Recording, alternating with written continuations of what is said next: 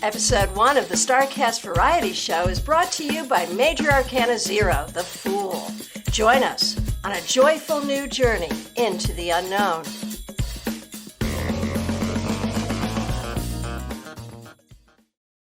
Hey, Frank. Hey, Christiana. What's going on? Well, I think what's going on is we are starting a brand new YouTube show / podcast. And I think this is our first episode. This is crazy. I cannot believe it. If I'm not mistaken, this is called the StaarCast Variety Show. And I want to welcome everybody who's joining us right now to the StaarCast Variety Show. What are we doing with this thing, Christiana? Well, right after StaarCon 2022, you reached out to me and asked for a meeting. I said yes. You sent me a Zoom link that said, Frank pitches an idea to Christiana. And the idea you pitched was, instead of doing just hour-long interviews that we've been doing, or half-hour-long interviews, that we do a tarot and divination-based variety show. And you said it had to be really cool. And I really hope this is going to be really cool for the people watching. I want to thank everybody who is tuning in right now, watching or listening. That is our goal here, for this to be cool and fun. This is a tarot and divination-based variety show. And it is just as it sounds. When you tune into this show, hopefully you won't know what to expect other than fun, tarot, magic, and a really good time. We're going to do interviews. We're going to have fun and games. We're going to do deck reviews. We're going to introduce spreads and much more. Wouldn't you say, Christiana? What am I leaving out here? The only thing I think you're leaving out is that this is all in support of StaarCon, our annual hybrid international tarot and divination conference. The next StaarCon will be StaarCon 2023. It will be January 20th through 22nd in person at a brand new hotel. Now, let me say, the hotel itself is not new. It's been around for a while, but it's a new hotel for us, and it is nice. It is the Palm Beach Airport Hilton. And we will be online, as we have been the last 2 years, on the Accelavance event management platform. I can't wait for the event, Christiana. The last two have been awesome. And frankly, I would not have pitched this idea to you if A, I didn't believe in you. 2, I didn't believe in StaarCon. And 3, I didn't have such a great time at the first two. And thank you for allowing me to participate in them and to present at those StaarCons.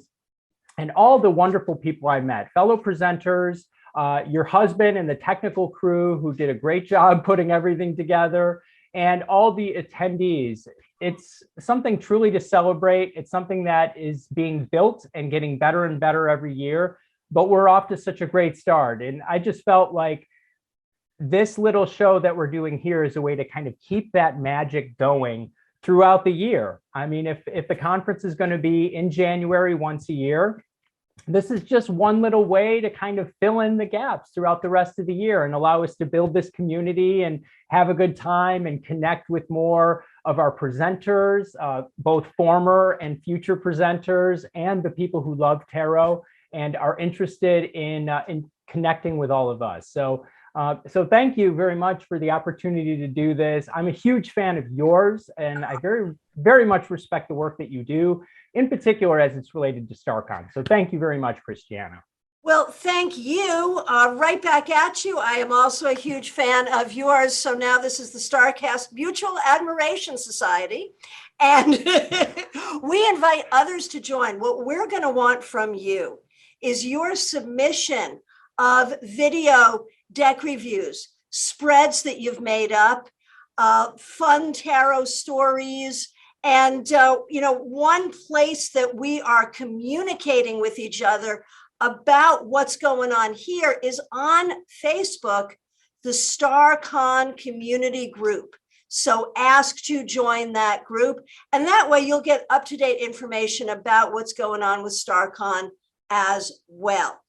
So speaking of that, one of our brand new presenters is Arwen Lynch-Poe. And this episode includes an interview with her, which is a lot of fun. Many of us know her tagline, "Seek joy, y'all." And we'll learn all about that. And I do have to warn y'all, not only are we seeking joy, but Arwen drops the F-bomb. So if you're listening to this with sensitive company, maybe wait till later. This is not a show that is in any way peppered with vulgarity, but we are all grown-ups here, and Arwen just cracked open the swear container, and here we are. Well, thanks for the warning on that, Christiana. And yes, this is not going to be a show that's going to be overly racy, or we're not going to go out of our way to be obscene, but we're here as ourselves. This is just like tarot. We want to be spontaneous. We want to have a good time, and sometimes sometimes some salty language will come out. It does happen, just like it. Well, I don't know. That's a question. When you're reading for someone, do you sometimes swear in a reading? I very rarely. Like, I don't go into it with no filters on whatsoever in terms of like dropping F-bombs. And I think actually that's a word in my readings that I try not to go into, but there are other words that I'll use. If it comes out, if that's what feels right at the time, then so be it. Yeah. What about you? Depends on the vibe, depends on the client, depends on my relationship with the client, depends on, the funny thing, of course, like when you're doing mediumship, which is something that happens for me a lot in tarot readings, I will be bringing in a loved one, and I'll be like, so did this person sometimes use off-color language? And, and there it is. And, I can't be responsible for that. No, exactly. We celebrate being in the moment. That is, in my experience, Christiana, and I wouldn't doubt it if you were kind of vibing on this, that the best tarot readings are done when we are truly in the present, in the moment, and we allow for anything to happen. And whether that includes salty language or just about anything else to happen. That's where the magic is in possibilities. And so we're hoping for that. I don't want to say hoping for, like, this is very much our intention. We're not hoping for more F-bombs. We're really not. Well, let me correct that. Our intention for this having nothing to do with F-bombs, but having to do with the magic of the moment happening with each of the things that we do here, the fun activities, the interviews, the spreads, the games that we're going to do. And we're going to be bringing in people from the StaarCon community to contribute to this thing. I just wanted to add one thing. For those who are submitting proposals or videos to us, keep in mind, we're looking for things that don't run overly long. So for the most part, we want the segments to be about 5 minutes, maybe 10 at the very most, somewhere around there. And other than that, tarot related, have a good time. Show us what you got. Perfect. So Frank, do you want to start us off with a tarot card pulled at random for our first episode? Absolutely. And I want to make clear that I always, this should go without saying, Christiana, but I'm not about to have a card put to the side like the Wheel of Fortune or the Ace of Cups or something, or the Ace of Pentacles. Of course, those are cards that I want to see for our first card pull here. But I am just pulling from random, and let's see what happens. All right, I'm ready. Here we go. And I'm going to show it to you before I show it to myself. Okay. What do we have? Oh, we have, and I see you're working with one of my favorite decks, Light Sears Tarot by Christiana. We have the Hanged Man. The Hanged Man. Yeah. Oh boy, what would you make of this to start off our adventure with? I kind of love it. It's contemplative. It is a different perspective. I think we're doing something that is different from any other sort of tarot offering out there. StaarCon is different from any other tarot conference out there. And this show is certainly different from a lot of the tarot shows. So it is a different perspective.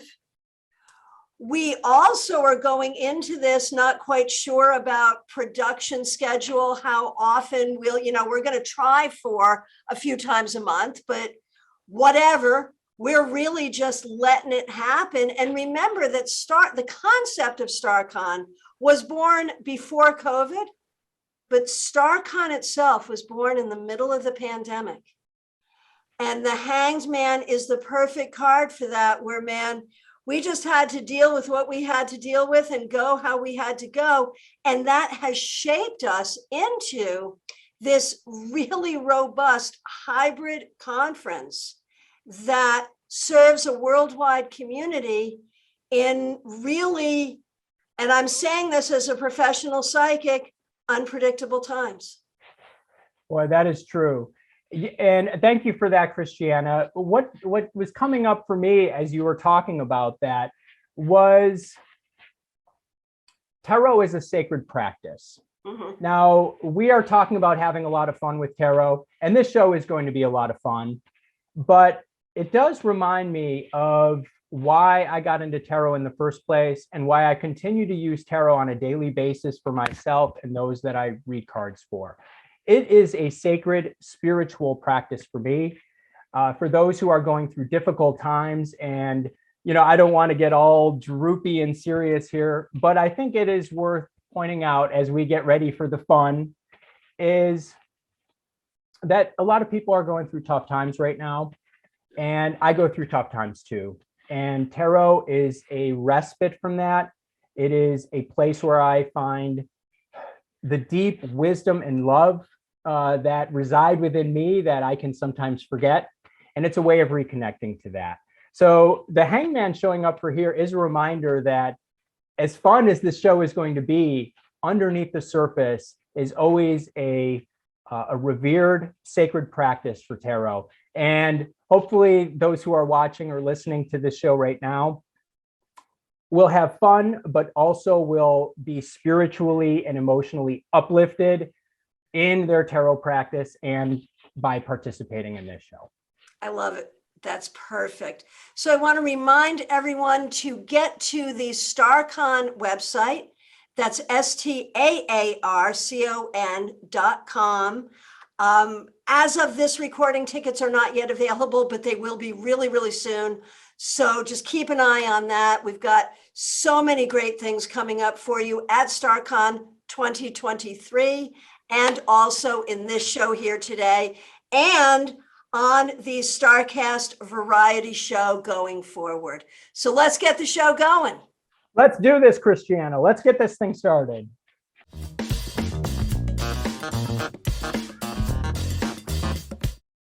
Hello, this is Frank here, and today I'd like to offer a brand new spread for us to try. The name of today's spread is simply called the Sun Spread. I was inspired to create this spread as a way of connecting with our deep source of vitality, energy, and inspiration that we have inside of us. And these are themes very much that we find on the Sun card. So it's actually the Waite Smith version of the Sun card that I used as the inspiration for this spread. It is a 6-card spread with one card inspired by different things that we see on this beautiful, I don't know about you, this is one of my favorite cards in the whole deck. I love the Waite Smith version of the Sun, and it inspired this spread today. All right, now to perform the Sun spread, I recommend taking the Sun out of your pack and placing it at the top of your surface to act as a significator. As you are likely aware, a significator or a signifier of the spread serves as a placeholder for the intention or theme of the spread. Now, the intention or the theme of the Sun spread is to connect better with the Sun energy that we have inside of us. So think of the keywords that come to mind and the themes of the Sun card: youthful spirit, energy, truth, vitality, passion. All of those things and much more are themes of the Sun card. And so that's our intention of the spread. And that's why we place the Sun card at the very top. Now shuffle your cards. And as you do so, what I like to recommend is looking at the Sun card. connect with these energies, invite them to come into your, the cards, to enter your space. Now, as I mentioned, the 6 cards within this spread, each of them are inspired by a specific item that we see on the Sun card, and I will explain those as we go through. Once you've shuffled your cards, they've got that light energy, that sunlight energy inside of them, then go ahead and cut. I like to do it in 3 piles like this. All right, and now deal like this. First card here, with the top card just barely touching that sun. I'll explain why in a moment. Card 2, 3, card 4, card 5, and then finally card 6 goes across there. All right. So here is an explanation of each of the positions of this spread. And we start with card number 1. And card number 1 represents, it corresponds to the sun on the Sun card. That's why it's at the very top of our spread. And so this card represents an ideal or a source of incredible power or energy within you or your life right now. Now I'm doing this spread for myself, but I encourage you to either draw your own cards for yourself, or if you like, feel free to connect with this spread as I'm doing it now. And if you are doing this on your own and you happen to get a negative card here at position number 1, please don't be discouraged. Because as you know, self-honesty is a prerequisite for effective tarot work. And you might consider, if this is a dark or negative card for you, how it might be some sort of an ideal or an incredible source of power for you right now. All right, card number 2 is a representative of the sunflowers on the Sun card. And now, like sunflowers, how they turn towards the sun, this card shows you how to face or connect to what you got with card number 1. So as I got for my source of ideal or power for me, the High Priestess, this card will help me indicate how to face or connect with the energy of this card. Ace of Pentacles. Card number 3 is symbolic of the wall on the Sun card. And so when we think about walls, we probably think about barriers, right? And so card number 3 represents some kind of barrier that either keeps you from connecting to the ideal of card number 1, or at least has the potential to. And the 6 of Wands. Next, we have card number 4. And this card number 4 representative of the big red banner that we see on the Sun card that the child is holding in his little hand there. For us, card number 4, we could see representing the way for us to display our vitality or carry greater passion or energy with us. And another 6 card, this time the 6 of Swords. Now we move on to this card here, card number 5. And this is inspired by the naked child on the Sun card. And that child is innocent, joyous, and free. And so this card represents what the child within us wants to know. In other words, how does it feel to connect to the power and energy of the Sun? So if card number 1 is the ideal or source of energy, then this card is what happens when we embody that energy. Oh boy, the World.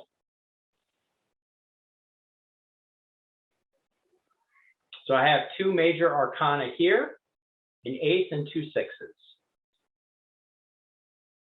Now finally, we have card number 6. And card number 6 is symbolic of, on the Sun card, we have the horse. The child is riding the horse. And so this card represents a powerful support that carries us forward. We could read this card as the support for our inner child. If card number 5 is how it feels to embody the ideal light, then we can rely on this card as something that can support us on the journey. And it's the 9 of Wands.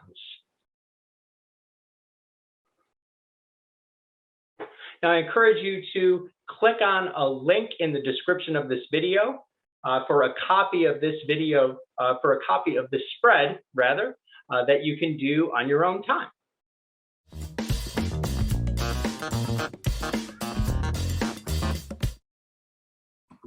Arwen Lynch-Poe, thank you so much for joining me for 5 questions in 10 minutes. Are you ready? I am so ready, Christiana. I got this. I know you do. I know you do. And we are just so excited that you're going to be a presenter at StaarCon 2023. Me too. I can't. Is it 2023 yet? It will be soon. All right. Question 1. Your tarot origin story. Throughout, like in all my tarot time, there has always been an Arwen Lynch. Where did she come from? I was in college. We had a winter 6 weeks program that you could do between quarters, get a little ahead.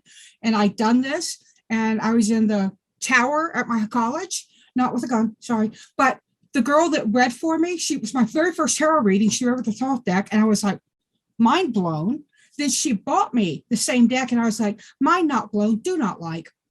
And I told somebody I didn't like the thought deck because it was too dark. Got 3 legal pages back in front of why it wasn't a dark deck. And I wrote back and said, no, the images are dark. They're not brightly colored. Wasted all that time. But that's where I started. And then I was dedicated into a Wiccan coven in Toledo. And between first and second degree, you need to have a divination system picked. And I talked to my high priestess about tarot. She said, let's go to this. It just happened to be a psychic fair where they're selling a lot of decks. And I picked up the Herbal Tarot by Michael Tierra and Candace Sims. And I actually still have that deck. So that's the origins. And I started reading for people and went, oh, this is kind of cool. And this kind of what awakens all the psychic stuff I'd shut down as a kid. So, yeah. Beautiful. Love it. So you have written a lot of accompanying books with decks. You have a lot of accomplishments in your resume. What are some of the ones you're most proud of? Probably the El Key Oracle comes to mind because it's such vivid imagery and it's very strong women. It's not very diverse. And that's one of my biggest issues right now with decks I'm working on. I'm saying we need large people, we need POC, we need handicap, we need them all. Or challenged. I am so sorry I used the word handicap, physically challenged in some way. But I really like that deck because it's so evocative to me. And also I did it right after Secrets of the Mystic Grove, which is a sweet and airy deck. And I opened up my images for this deck. And the first one is an African-American woman with a dripping knife. And I thought, okay, mindset change. And the other would be Field Guide to Garden Dragons, which was just a blast to write. And I've got another field guide coming out. Do you really? This one's with Lisa Hunt. It's going to be Field Guide to the Flower Fae. I love that you have worked with Lisa Hunt. I have so much love and affection for Lisa Hunt. We're both from Connecticut and we both live in South Florida. Know that you're both from Connecticut. That's cool. Yes, we are. And from the same, Connecticut's small, but from the same part of Connecticut. Right. I know. How weird is that? So I feel a real connection with her and I love her work. That was my first deck was a Norman. That was the very first deck I ever did. And we just blipped for a minute. Which deck? The Fairy Tale Lenormand that's in a 10 that I did that with Lisa Hunt, very first deck, and US Games reached out to me and I was like, an opportunity to work with the Lisa Hunt? Heck yeah. I've been collecting her decks for years. Wow. Wow. And that was the first guide that you ever wrote? Yep. Now, and I knew you wrote that, but it hadn't really connected to me that you were a Lenormand reader as well. I'm not. Okay, so side question, how'd you do that? I'm a fairy tale person, and I have studied fairy tales. I read like Jung, and then Maria von Franz, that's her name, Maria von Franz, who did a book about the archetypes of fairy tales and all this. And so because of that, and I learned the Lenormand system using Donna Lay's method on Tarot Tribe on YouTube. She's got this great series. And so that's how I did it. I even, somewhere around here, I still have my little flashcards that I made for myself. And even doing that, I still, I think I fix it in the next one. In the first edition, one of the, they didn't get swapped, but they got part of the mountain got put on letter. Oh. So, but nobody's clocked me for it. So I'm like, okay. That's so reassuring, because every single thing that any of us end up writing, there's always going to be some typo, something. It drives me nuts, but it's true, isn't it? Yeah. And the Pride Tarot, we were given, I worked with the artist from Bianco Nero Tarot, who's Marco Proglietto. Sorry, Marco, I know that's wrong. But we got the Queen of Swords and the King of Wands. I wrote the Queen of Swords is a drag queen, and the King of Wands is a butch leather guy with a bike, with a motorcycle. And I wrote the best King of Pentacles description you've ever read for the King of Wands. So I said he was slow, deliberate. Again, nobody's clocked me for it. And I read it and I was like, oh my God. Totally screwed it up. These are things, man. You wake up at 3:00 in the morning and think about those things. Wow.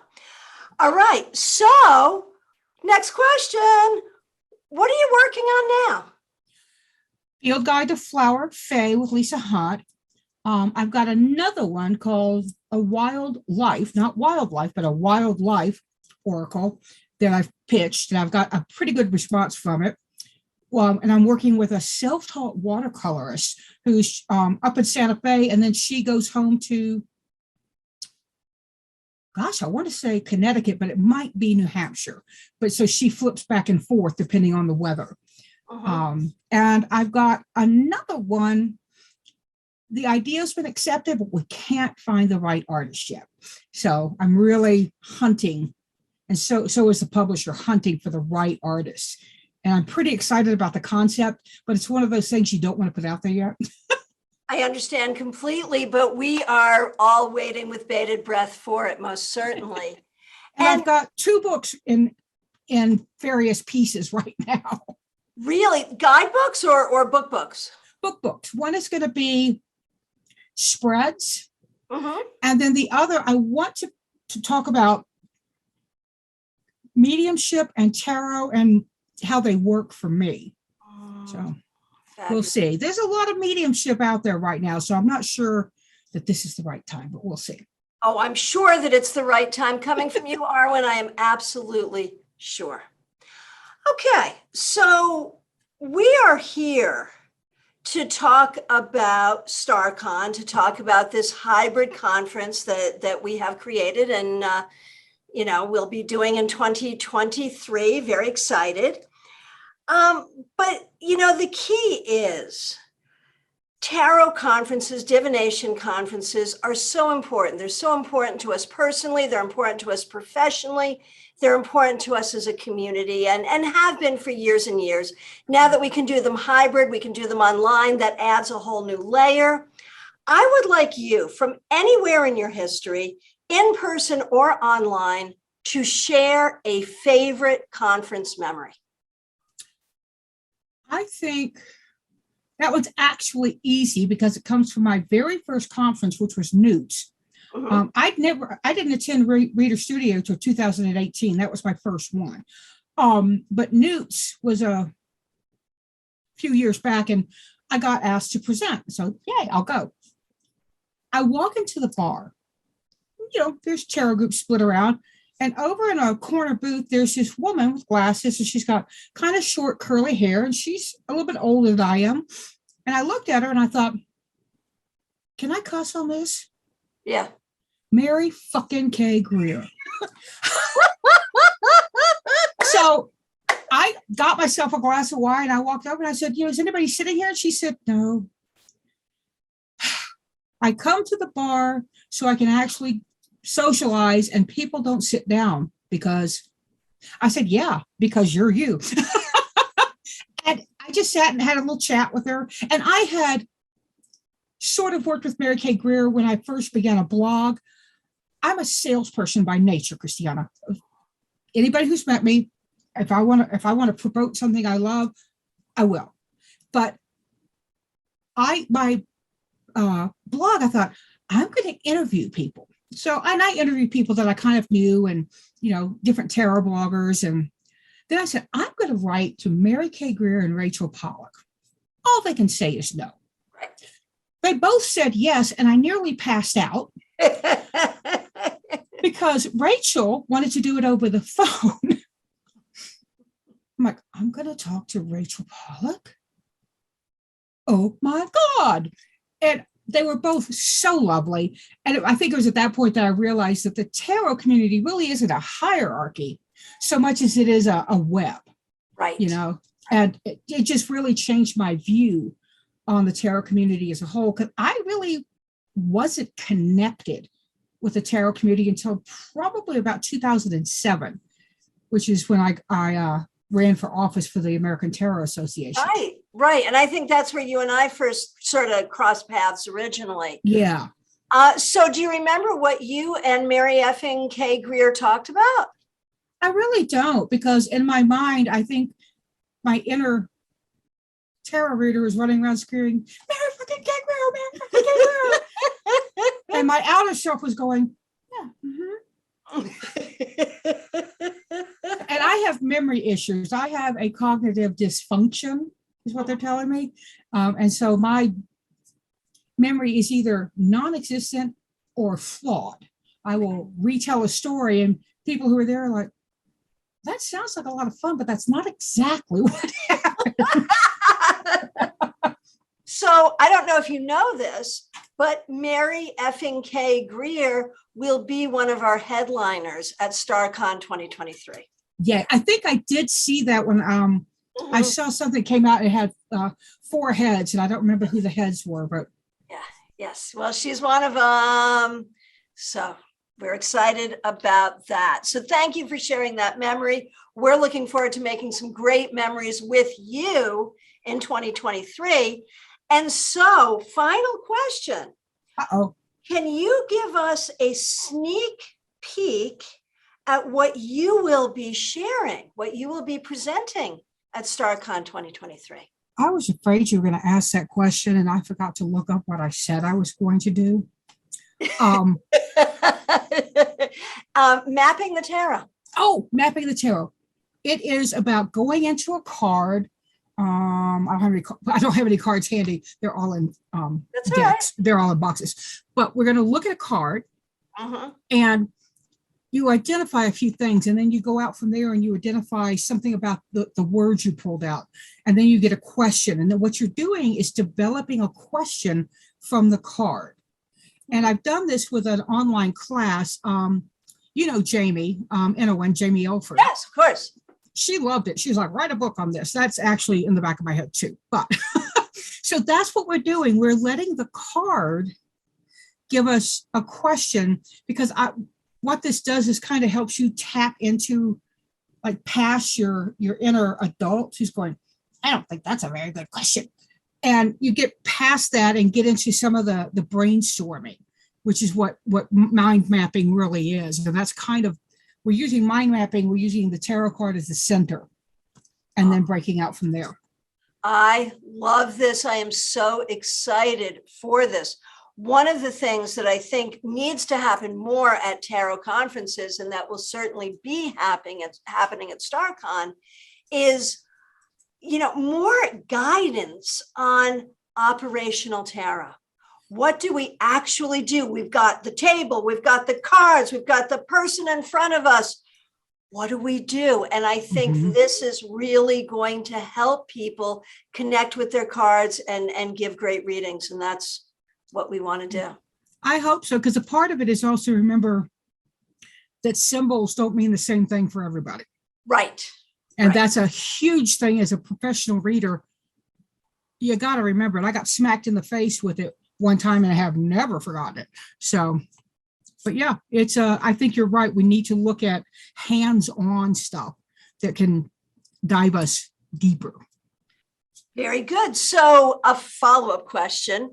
Are you doing readings these days? I am. I'm limited on the reading openings I have, but yeah, I love reading. I really do. Most professional tarot readers will tell you parties. I love doing parties. I like doing gigs for corporations, going out and being the on-site reader. I like it. It's fun. And I can do down and dirty readings. I don't do those real in-depth. I mean, I'm like, boom, boom, boom. This is this. What do you say? Next. So, and people get something out of it. I'm not giving them a, skim. I have Aquarius rising in a Scorpio moon. And so I tend to take the information and go, right. And it just works better for me. Because I will fluff otherwise. I understand. So if people wanted to reach out to you and see if they could get on your calendar, how would they do that? They would go to christianagaudet.com. Get on my calendar. Is it Gaudet? Because I'm from Louisiana. So yes, and there are a lot. We pronounce it Gaudet. Okay. But there are a lot of Gaudets in Louisiana. Yes, that's true. Because I see the ET and I'm like, Gaudet. Yep. No, and we're all related. All Gaudets are ultimately related from Nova Scotia. Nice. Yeah. And tarotbyarwen.com. And if you Google Seek Joy, y'all, you're going to find me. Oh, and okay, I realize we've now had our quota of questions, but I just have to ask. Seek Joy, y'all. What is that? I was in one of the darkest places I'd ever been. I'm depressed. I've been depressed since probably 10, 11 years old. Ongoing struggle, better living through chemistry. Understood.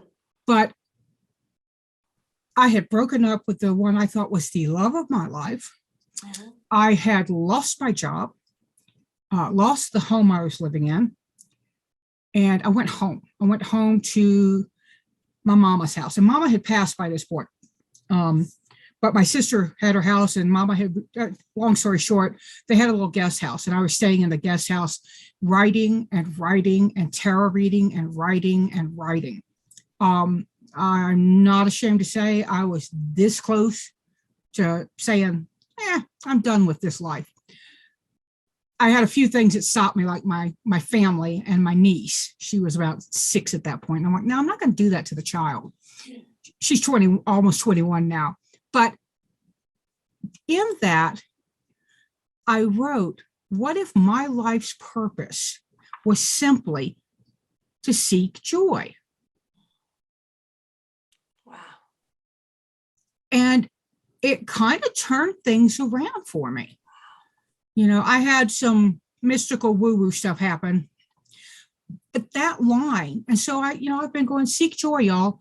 And because seek is an active verb, right? It's not it's not, I don't know, accept joy, what it's seek, go out and look for it. And I have a hummingbird feeder out here, and I'll see a hummingbird, or I'll see even a wasp or a tiny thing. Sometimes I joy,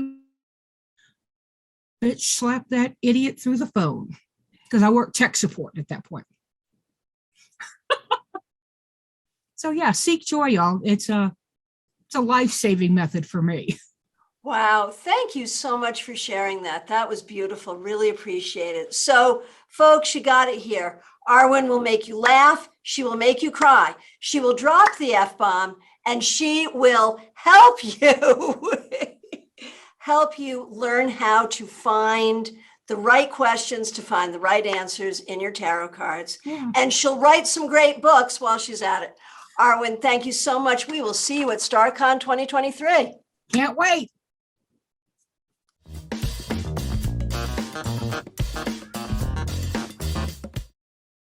Today, I'm going to be reviewing the Darkwood Tarot by Sasha Graham and Abigail Larson. I had the pleasure of meeting Sasha Graham at last year's StaarCon, and that is exactly where I bought this deck. I've been looking forward to digging into this, and I'm very happy to be sharing it with you. Sasha was just a delight. She did a wonderful job, obviously, in presenting at the conference, but this was my first time meeting her, and I'm just really excited to be sharing a review of this deck today. It originally came out in 2020, and what a perfect year for a deck like this to come out, actually. 2020, we may recall, was a pretty dark year, the pandemic year. And this deck is unique because it is specifically for shadow work. It is very much about drawing you into the dark recesses of the psyche so that we can understand ourselves better, face these things, and heal these things so that we can live a better life. Let's take a look at the Darkwood Tarot today. All right, let's look at some initial impressions of the Darkwood Tarot, starting with the packaging. It comes in one of these large cardboard boxes, very sturdy, very well designed. We're greeted by the Hermit there on the cover. Llewellyn's done a very good job of creating a very attractive package. And it opens with one of these magnetic flips. And we see the Ace of Pentacles there, along with a guidebook with the Fool on the cover. Initial impressions of the book. It is quite large and very beautiful. Nicely designed. Excellent pictures, a lot of words. I'll get into more of the specifics of the book in just a moment, but I really like decks that include nice books, as opposed to those little white books that used to come with tarot decks. We're seeing those less often nowadays as we're getting more of these deluxe packaging. And I think it's worth the extra money, certainly if they spent the time and made the effort to make it a quality book. So more about that in just a moment. Now let's look at the cards.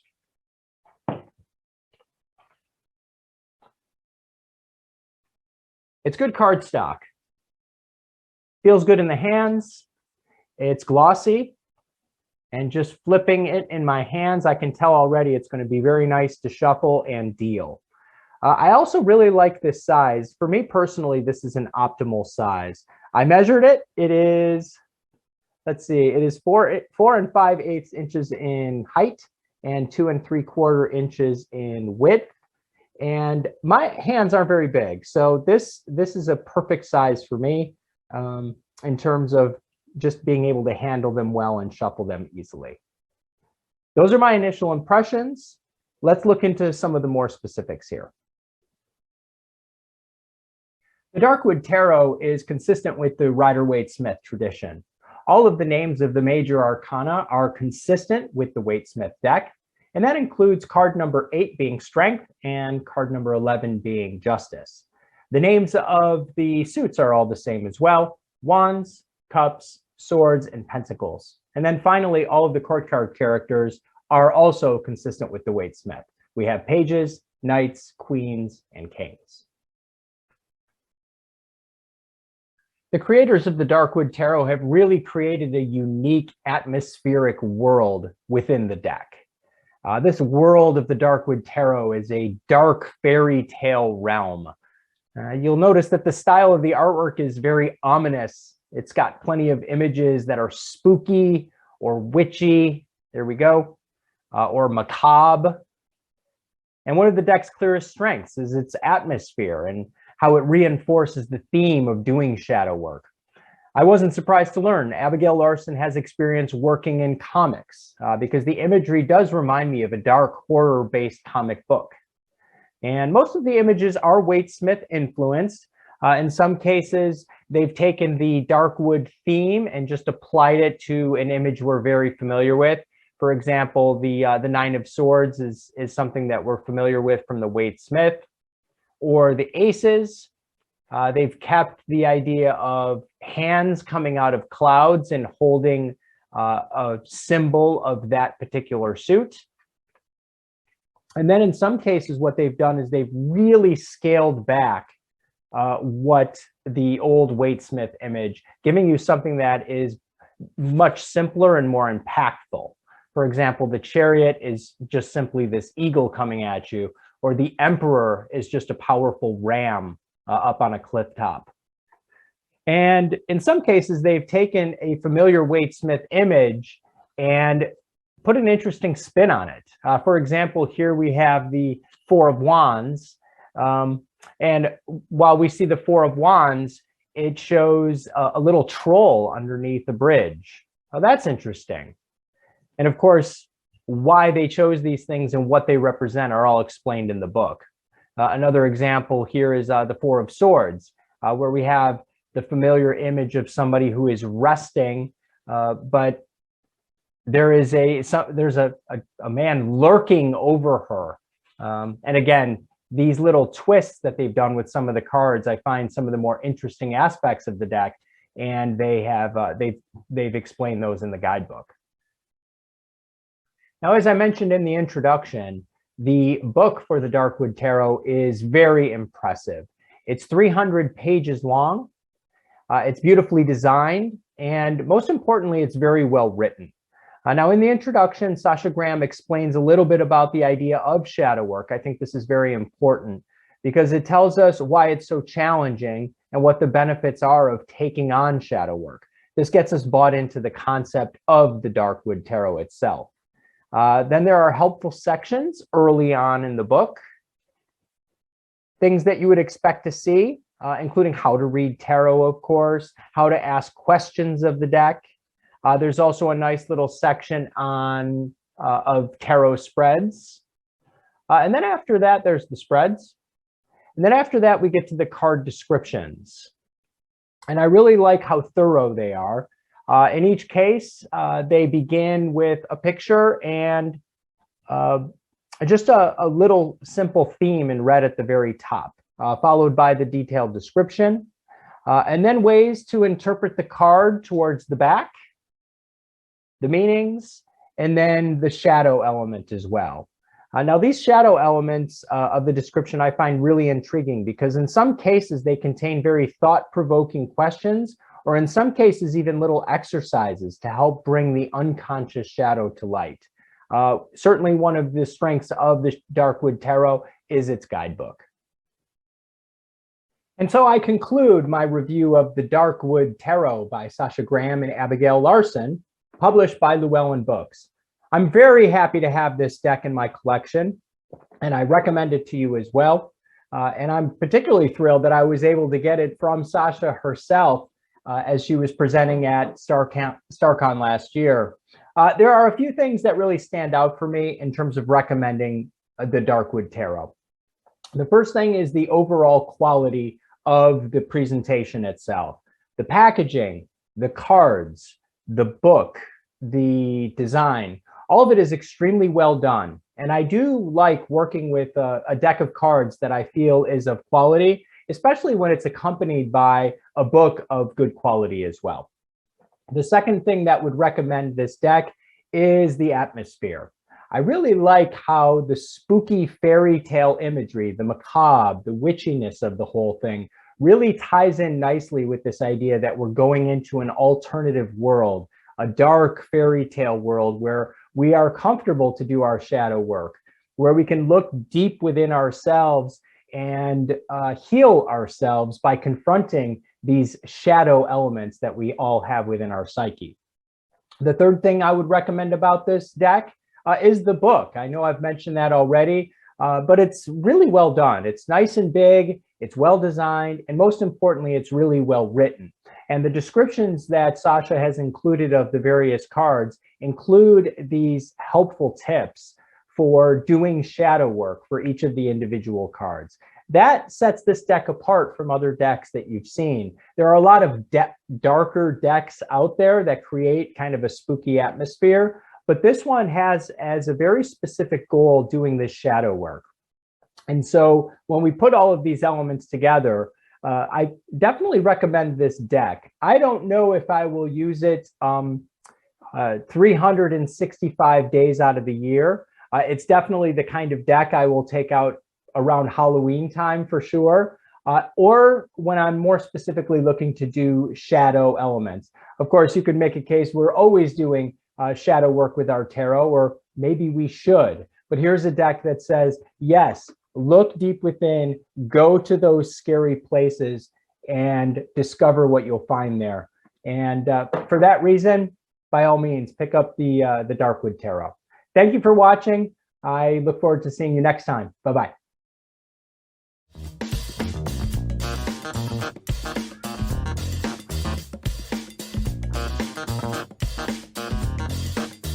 Friends, it's time for a game.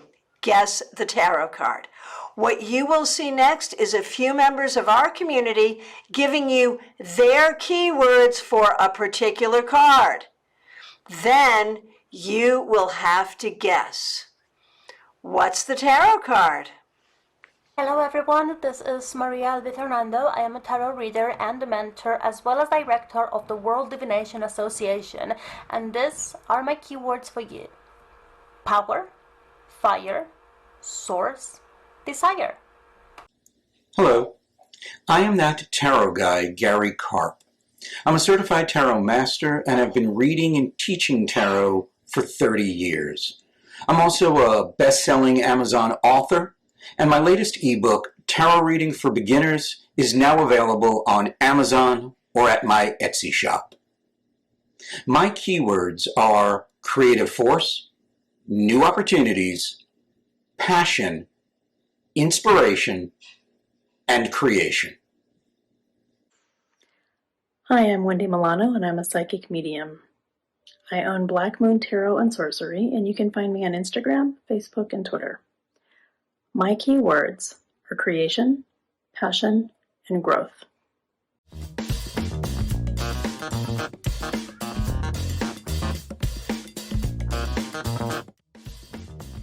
If you guessed the Ace of Wands, congratulations, you got the correct answer. Frank, we did it. We got through the very first episode of the StaarCast variety show. Wow, Christiana, one episode down, and I can't wait for the second one. What did you think? How did we do this week? We did it. That's the important thing. We did it. And we're so grateful to the people who submitted their keywords for our keyword game. And of course, to Arwen Lynch-Poe. And we're really looking forward to her presentation at StaarCon 2023. You're also presenting at StaarCon 2023. Is that right? Yes, I am. I'm looking forward to it. I am not ready to share the details on my presentation just yet, but I will certainly be there. I can't wait.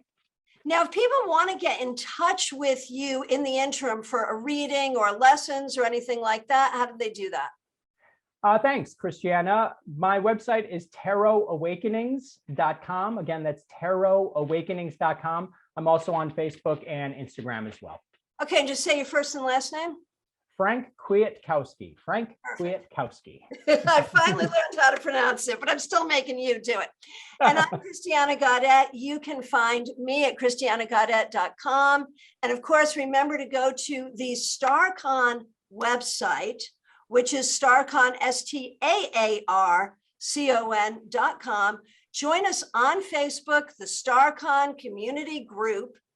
And if you have a spread or a concept that you want to play with on this show, a tarot deck review, anything like that, keep it short, about 5 minutes. Send us a video, horizontal perspective, please. And you can email it to me, cgaudette@starcon.com. We'll see you next time. Thanks for watching, everybody. See you next time. Bye-bye.